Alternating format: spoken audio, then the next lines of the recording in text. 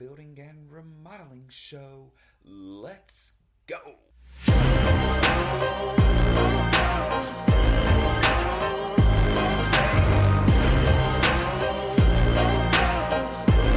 Welcome everybody to the Home Building and Remodeling Show. My name is Chris Kirby and I'll be your host. I am the owner of 3 construction companies on the Alabama Gulf Coast. The show is about residential construction. We're going to cover topics of home building and remodeling. Are you thinking of doing a remodel or building a home? Are you a contractor looking to improve your knowledge base or grow your business? Have you ever done a remodel project or built a home? There were so many things you wish you knew or that you could have done differently during the process. Then this show is for you. We break down the process of building and remodeling and how to have the best results during your project. Whether you're a DIYer looking for tips, someone looking to hire a contractor to do a project, or a contractor looking to expand your knowledge base or your business. Welcome aboard. Glad to have you. Stay tuned. We kick off the show with my thoughts on home building and remodeling. I'll share best practices and talk about some of our experiences in business and out in the field. These shared thoughts and lessons learned are meant to help you on your very own journey. Let's go. So, effective problem solving. In the contracting industry, there are going to be problems that arise on a job. It's inevitable. All your jobs aren't going to go smooth. How you respond to adversity, how you respond to delays, all of this stuff dictates how the relationship is going to go moving forward. If you build that trust and confidence, then they are more likely to trust that you're going to fix problems as they arise throughout the project. Some of the problems that come up that we've seen are material shortages, your subs being delayed, your people being delayed, you accidentally poked a pipe. Some stuff like that happens on every job. There's going to be a little something that occurs, and how you respond to that, how you respond to the adversity, and how you build confidence with your client if you're communicating every day is going to dictate what happens when a delay comes up, when a problem arises. They want to know that you have the resolve, you have what it takes as a contractor, as a contracting business to take care of the problem in a timely manner. But even if it's not in a timely manner, your response to the situation is going to dictate how they feel about your project moving forward. They will understand and be more likely to be understanding if you've communicated, if you've done everything that you could possibly do and the delay was inevitable. There's unforeseen circumstances that cause delays. And if you've already built that relationship, then the client is going to trust that you can handle that delay. A key element to your success when you're doing a remodel project or a home build is being able to gauge the client's needs, being able to understand and stay ahead of their decision making. Once you build that relationship and you really understand the client needs, it's going to go a long ways, not only when problems arise during a project, but in making sure they trust that you can make decisions without them and for them in their absence. And that right there is critical to the time that a project takes and decision making during a project. There are so many decisions that have to be made during a project or during a home build. So if they trust that you know what you're doing and that you're going to come through with your word and that you're guiding them and you're talking to them and you're being open and honest, you're communicating effectively, they're more likely to let you guide them during the project. So they don't delay decision making. You're a couple of steps ahead of them when asking them to make selections, when to make decisions. And if they have changes, you're communicating effectively on what the change entails, how long it's going to take, how much money needs to be spent for that change. All of those things are a part of understanding the client needs. And now we move into Shop Talk. It's the portion of the show where I bring in a co-host and we cover trending topics in home building and remodeling. Hope you enjoy. Let's go. So typically in home building, there are two types of contracts, and we'll do a whole show about contracts later, but we use a fixed fee contract. And the reason that we use the fixed fee versus the other type of contract, which is a cost plus, is because there's multiple reasons. One, the bank likes a set cost to build a home. Two, we do the fixed fee with allowances, which means we typically don't make money off the allowances. You can shop the details of your home with those allowances. We give you a budget with a good, better, best. And then three, you as the client know your cost to build. Correct. Right? The cost plus is where we give you a rough number to build the structure of the home, $175 a square foot. And then the house, is 1,000 square foot, so it's $175,000. And we're going to have a fee of 15% on that. You do the math, whatever 175 times 15 is.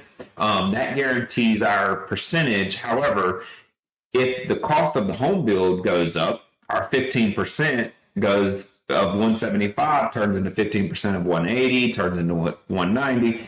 So it could look like we're incentivizing driving the cost up. One reason I don't use that cost plus contract. Then the second reason is because when we do a fixed fee with allowances, we help you shop that thing through. But on the cost plus, the client is really wanting to do a cost plus so they can shop this thing out.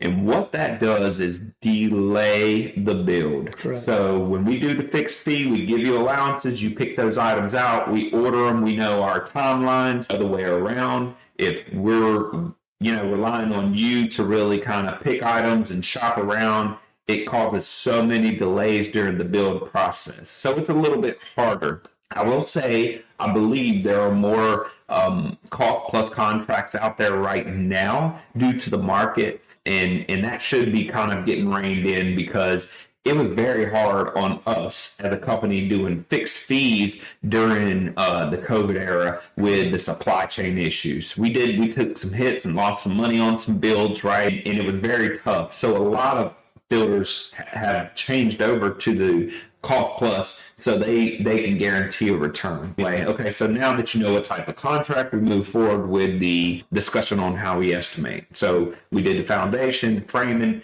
windows and doors. That's usually for the labor. It's a cost per unit, right? Per door unit, per window. And then we also, on the allowances, we kind of take an average of our builds, a regular window versus an impact.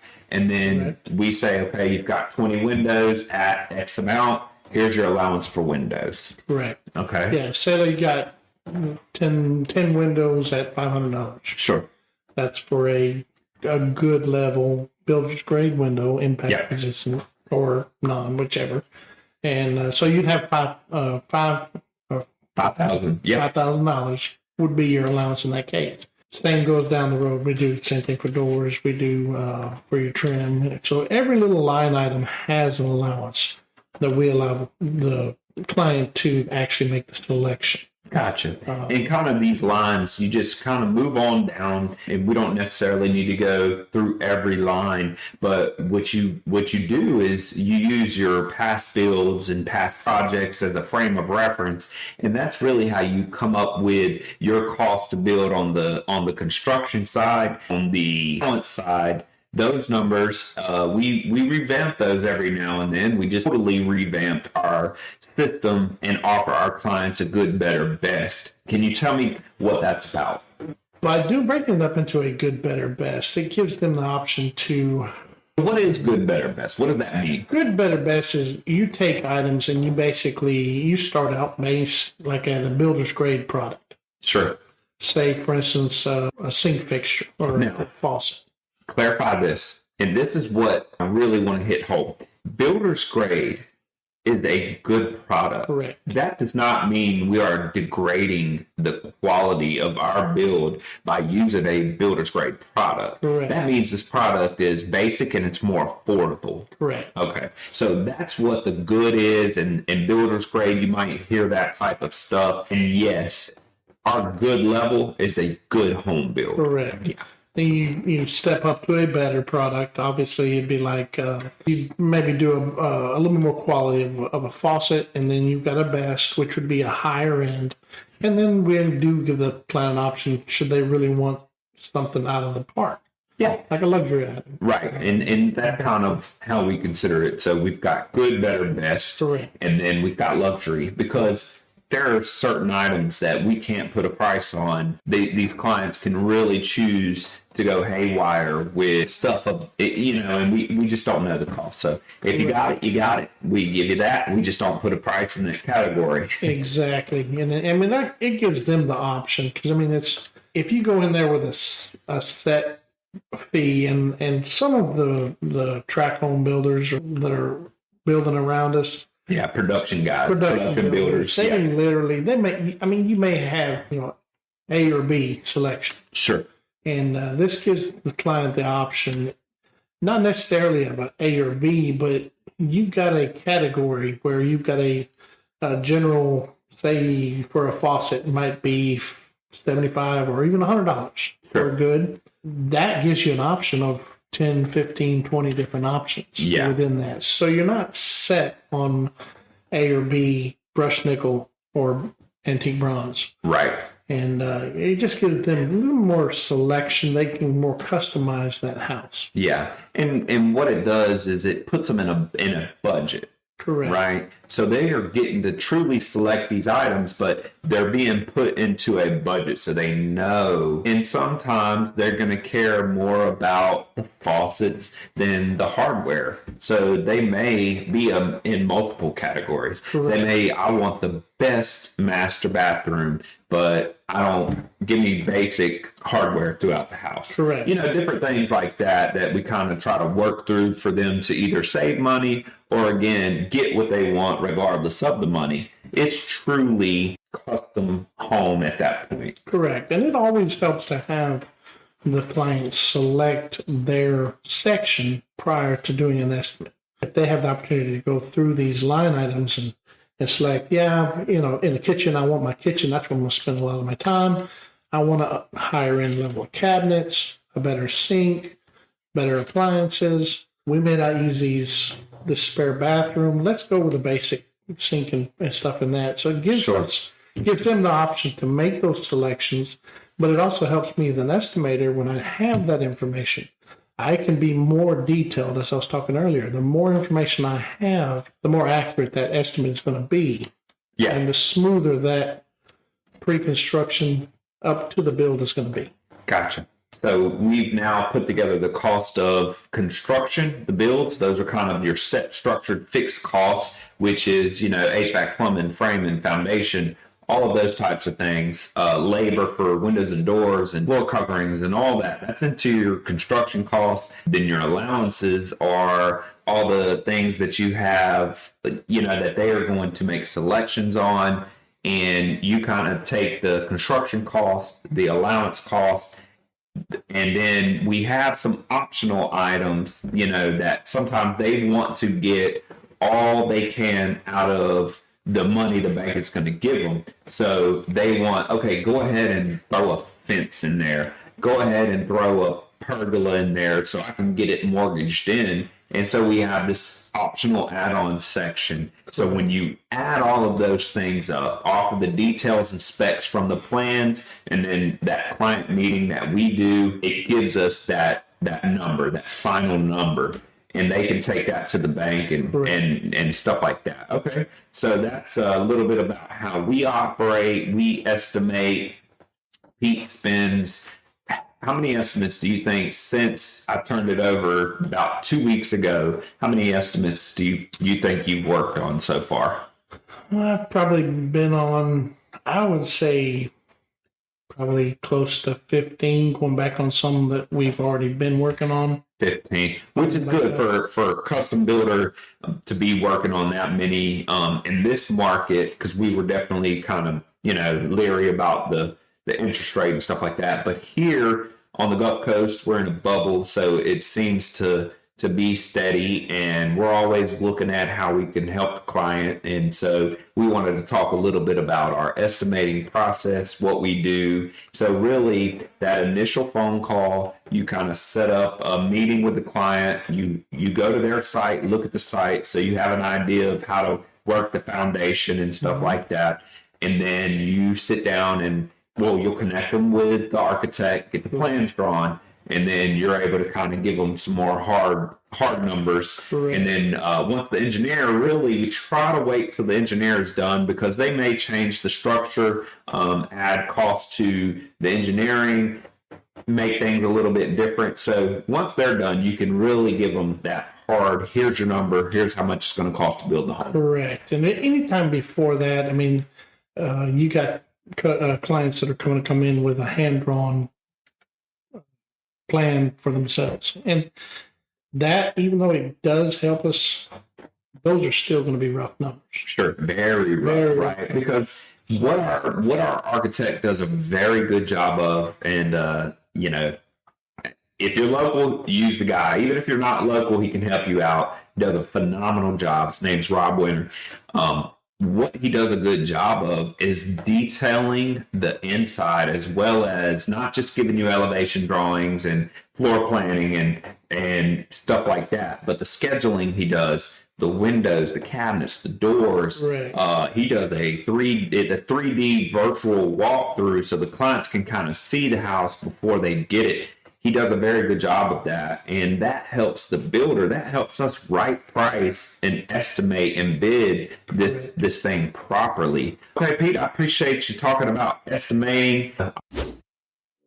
Now we're going to move into the portion of the show where we talk interior design. We're going to bring in an interior designer, and we're going to talk trending design and products. Hope you enjoy. Let's go. Which is funny, because I'm kind of going through the list. I'm like, yeah, I did all of this before we flooded for Sally and had to redo everything. So you were making these. I was already making these. Yeah. So when we moved in our home, we did have solid oak cabinets, with a pretty dated granite countertop. Yeah. And it looked more like a cabin. We're down here on the coast, so I wasn't really feeling that vibe. Right.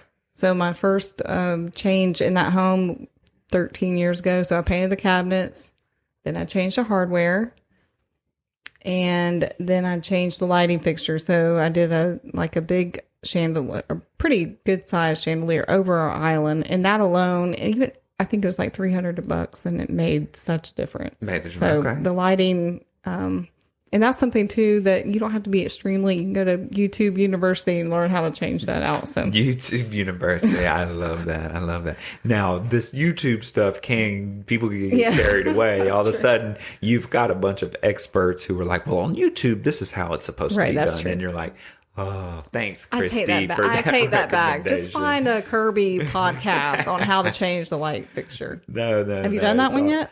We have not. We need to do that, right? How to change, okay. Yeah. Educational. Yeah. Okay. So, and we were getting back to kind of the cabinet situation. So there's painting, but a lot of people don't know this too, but you can actually just remove and replace doors. Yes. And so that right there can be a simple fix rather than removing and replacing the entire set of cabinets. Absolutely. You can do just doors. And again, we're not talking about the cost of these things. We're just talking simple items that do not require an entire remodel or gut or plumbing move or any of that. But so actually getting new doors for the cabinets. Shaker is so popular right now. Yes. And so for people to switch that out would make a big difference for sure. Yeah, but you know what I've noticed too is that you said shaker is popular, which it is. It's hugely popular. And over the last 7 years for us, we have installed so many white shaker cabinets.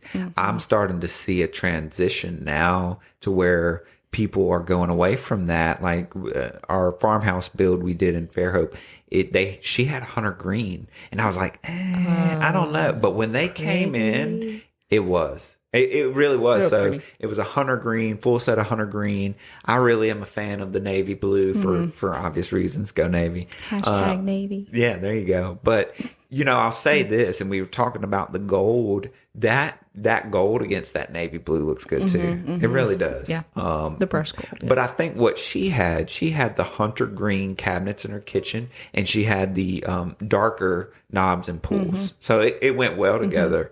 And then she had a solid white quartz countertop, and it really looked good. Right. But I was kind of iffy because, cabinets can be expensive. And then all of a sudden her whole kitchen, we ordered hunter green, and I was like, how's that going to look? Actually, Jen painted those, didn't she? Or were those ones she? Okay, no. There was another one. So that she there painted is another one now. That right was here, really pretty. Yep, and those are now hunter green. So I think that's kind of another color that people are gravitating towards. But you've got hunter green. You've got the navy blues. Have you seen any other colorful cabinets? The beiges are. Oh, here you go with this. The beiges beige. are coming back. Listen, the gray's going out. I cannot Even believe if you're sticking in beige. Beige. I cannot believe beige is back. Listen, I don't know. I'm disputing this because here's the thing: like everything goes full circle. Like the gold coming back, it's kind of full circle. Right. So beige, really beige. I thought it was gray. I thought gray is what is good. I paint everything gray, dark gray, light gray, neutral colors. Right? That's just I know that's the construction in me. That's the ease in me. But beige. That was the neutral color of choice. It's got to be done right, though. It's got to be done. Accessible beige is a great color from Sherwin-Williams. Okay. And but what do you pair with that? So, like when you're an off-white. Okay. Or you can do the green. Yeah. You can do another green. When you're talking to color, though, you can also just paint your island if you have one. Sure. And just do an accent. Basically, treat it like a separate furniture piece in a way. And I've seen some of that in kitchens. So you're saying where your wall cabinets, right, and your base and wall cabinets may be one color, and then the island is a different color. Right. So if you don't want to paint your whole kitchen, but you want to add some change, just do the island. And then that's more affordable. Anytime that you're painting less, so you may be able to hire a painter. They come in and they give you, that $15,000 quote on the whole kitchen, but they're like, well, the island will just be $5,000. Well, that does make a big difference. Right. And then I've also seen this. Tell me your opinion on this. We not only did the island, so we did a whole home remodel in Fairhope, but she had, so all of her wall cabinets were white, and then her island cabinets were gray, and she had 2 different countertops as well, 2 different colors. And I was like, I don't know.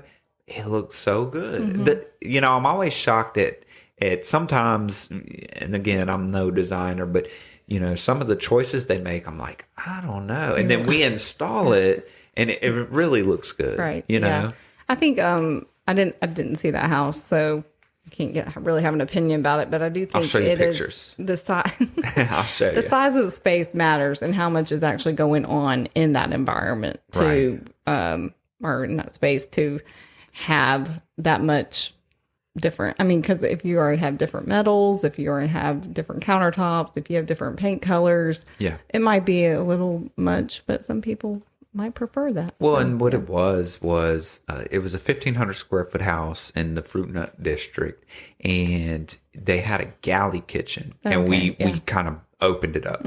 We blew it completely open. We redid the stair location. We did a lot of work there, created a landing and stuff. But yeah, it definitely in such a small home. When you do open concept, it really creates a whole different environment. Right. When you walk into a galley kitchen, it just seems small. But the walls are trending back too. So what do you mean there? They're bringing back the walls. Like, so galley style, you're saying? Really? It's a roller coaster ride. It is Gotta a stay roller with coaster it. ride. They do this For 10 years anyway. They do Until it changes this. again. It keeps us in business. It does. Like, you know, if they don't do this, and then I they're think like, Pinterest keeps you in business. that's true. And then if they don't do this, if they're not, you know what, we've opened it up. Well, let's close it back. Well, let's open. If they don't do that in cycles, right? The industry or you interior designers are like, oh yeah, closing that kitchen back up in style. Now all of a sudden you've got work. We've created work. That's true. That's true. So it's and just the cycle goes on. That's right. That's right. And product innovation too. Right. Right. So over the years, there's been, you know, different types of product that have come on the market that people gravitate towards as well. So, and you know, to be honest with you, some of the stuff, some of the materials are expensive, but then there's also inexpensive alternatives, especially in the kitchen and bath industry. We're starting to find stuff like the LVPs that you can get a good quality LVP, and it's just not near as much as real hardwood or, you know, LVT for tile, and it's not as expensive. The maintenance piece on some of this stuff is so what we're seeing in the bath industry, and I know you've seen this too, is the Onyx system, right? Where, and for me personally, if I do my bathroom over again, my master, I will do the Onyx. And again, it goes back to cleanliness and maintenance because I love the look of a tile shower. It's nice, but to be honest, the Onyx is friendlier to clean and to maintenance. So, and they're starting to make it with design. Right. So like they have a lot of options. They do. And it's not just plain, you know, like culture marble was just solid. Right. Right. You may have a swirl of marble, but other than that, it was solid panel. Yeah. And this, you do have the solid options, but you also have the like shiplap and subway tile where it's just stamped really. Right. But it comes in as a whole piece. Right. Yep.